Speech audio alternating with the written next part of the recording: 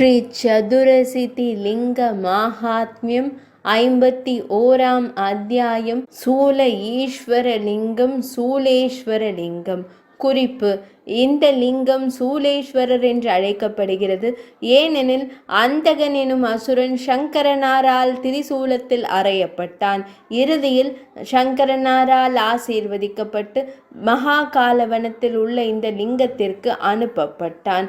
ஈஸ்வரனார் கூறினார்: தேவி, சூலேஸ்வர லிங்கம் 51ஆம் தெய்வம் மற்றும் அனைத்து நோய்களையும் அளிப்பவர் என்பதை அறிந்து கொள்ளுங்கள்.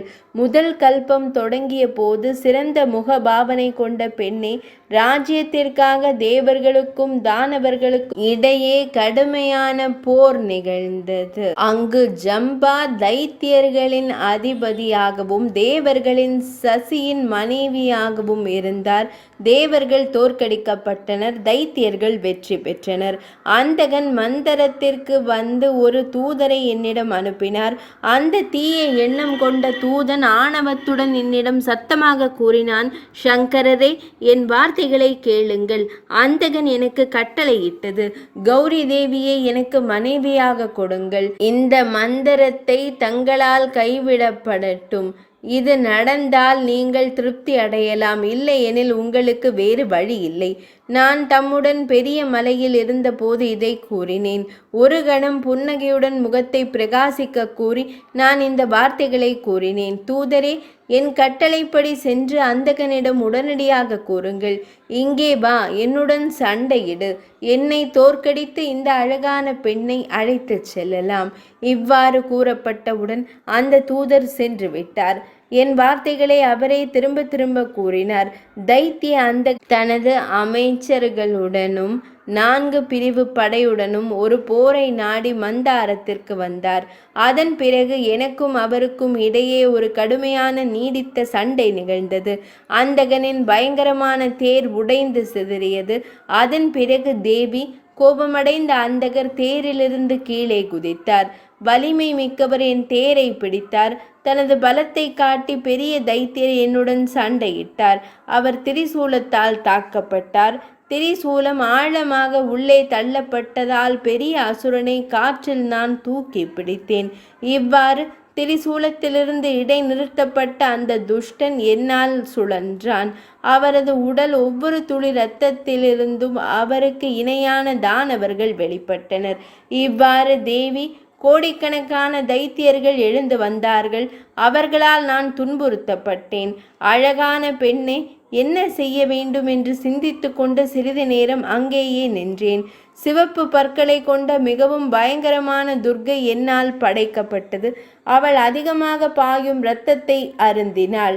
இரத்தம் இவ்வாறு அருந்தப்பட்ட போது தேவி, இனி தானவர்கள் எழுந்திருக்கவில்லை. முன்பு எழுந்தவர்கள் அதே திரிசூலத்தால் தானே தாக்கப்பட்டனர். தானவர்களின் அந்த தலைவர்கள் அவளால் தாக்கப்பட்ட போது உடனடியாக இறந்தனர். மனதில் மகிழ்ச்சியடைந்த அந்தகன் பய பக்தியுடன் தனது கரங்களை கூப்பி என்னிடம் உரையாடினான். என் பக்தி எப்போதும் தம்மை நோக்கியே இருக்கட்டும். பக்தர்களுக்கு தமது தோற்றம் அரிதானது, அதை பெறுவது மிகவும் கடினம். என் எஜமானனே, நான் தங்களால் தாக்கப்பட்டேன். என்னை விட யார் அதிக ஆசீர்வதிக்கப்பட முடியும்? உன் திரிசூலத்தால் துளைக்கப்பட்டு நான் அந்த இடத்தில் தொங்க விடப்பட்டேன். இருப்பினும் வெறும் விருப்பத்துடன் உலகை படைத்து அளிக்கும் தம்மிடம் நான் அடைக்கலம் தேடுகிறேன். கல்பத்தின் செயல்பாடுகளை ஊக்குவிக்கும் இறைவன் 1000 முகங்களையும் தலைகளையும் கொண்டவன். மலைகளின் அரசரின் மகளின் இறைவனாகிய தம்மிடம் நான் அடைக்கலம் தேடுகிறேன். மலைகளின் இறைவனின் சிகரத்தில் வசித்து மகாலய வனத்தில் வசிக்கிறேன். இவ்வாறு தைத்தியர் அவர் மீது திரிசூலம் செலுத்தப்பட்டதால் அழகான பெண்ணை என்னை புகழ்ந்தார். அதன் பின்னர் நான் இரக்கமடைந்து அவரை ஒரு கணமாக்கினேன். அந்த சிறந்த சூலரிடம் திரிசூலம் மகிழ்ச்சியுடன்: தேவி, நான் கூறினேன், சூலரே வாருங்கள். துஷ்ட தைத்தியரான அந்த போரில் தம்மால் கொல்லப்பட்டான். நான் தம் மீது மகிழ்ச்சி அடைந்ததால் தமக்கு ஒரு சிறந்த ஓய்வு இடத்தை வழங்குகிறேன். என்னை பிரியப்படுத்தாமல் தேவர்கள், கந்தர்வர்கள் அல்லது தங்கள் பாவங்களை அழித்த பெரிய முனிவர்களால் அதை அடைய இயலாது. பின்னர் சூலர் குனிந்து என்னிடம் கூறினார்: பரிசுத்தமான இறைவன் மகிழ்ச்சி அடைந்தால், நீங்கள் என் மீது கருணை காட்டினால் என் மனம் தூய்மை அடையவும் துன்மார்க்கரின் தொடர்பிலிருந்து எழும் பாவத்தையும் மற்ற பாவங்களையும் துடைக்கவும் கூடிய சிறந்த ஓய்வு இடத்தை எனக்கு கூறுங்கள். பின்னர் கருணையுள்ள மனம் கொண்ட நான் அவருக்கு சூழருக்கு அறிவுரை கூறி வழி நடத்தினேன். அழகான மகா காலவனம் மிகுந்த புண்ணியத்தின் பலனை தருகிறது. ஒருவரை நமஸ்காரம் செய்ய உதவும், ஒருவரை வணங்க உதவும், அனைத்து உலகங்களையும் ஆசீர்வதிக்கும் ஒரு லிங்கம் பிருத்துகேஸ்வரருக்கு கிழக்கே உள்ளது. முயற்சியால் அதனை சாந்தப்படுத்துங்கள். என் வார்த்தைகளை கேட்டதும் அவர் அவசரமாக சென்றார்.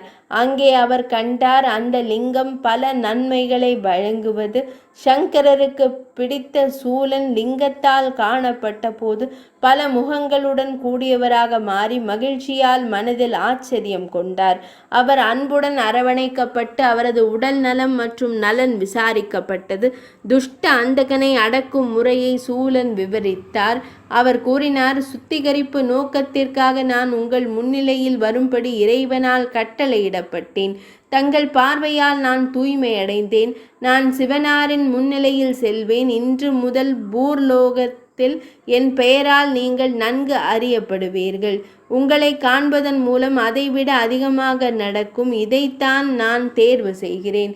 புனித நீராடும் பல்வேறு வகையான தீர்த்தங்கள் எதிலிருந்து, பல்வேறு வகையான தான சடங்குகள் எதிலிருந்து செய்யப்படுகின்றன? பக்தியுடன் தங்களை காண்பவர்கள் அந்த அனைத்து நன்மைகளையும் பெறுவார்கள். 8வது அல்லது 14வது சந்திர நாளில் அல்லது செவ்வாய்க்கிழமை உங்கள் வழிபாட்டை செய்யும் பக்தி கொண்ட ஒரு மனிதன் உதய சூரியனை போன்ற நகைகளால் அலங்கரிக்கப்பட்ட மற்றும் விருப்பப்படி எங்கும் செல்லக்கூடிய ஒரு சிறந்த வான்வழி ரதத்தில் அமர்ந்து மகிழ்ச்சியுடன் நடமாடுகிறான்.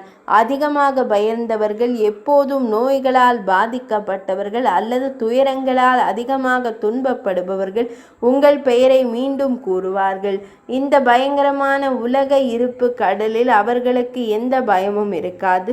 உணர்ச்சி தீவிரம் அல்லது பக்தி தீவிரம் அல்லாத ஆண்கள் சாதாரணமாக கூடி வருகை தந்தால் அவர்கள் மறுபடியும் உலகத்தில் பிறக்க மாட்டார்கள். மிகவும் பயங்கரமான நரகத்தில் விழமாட்டார்கள். லிங்கத்தை நெருங்கி தழுவி சூலம் இப்படி கூறியது.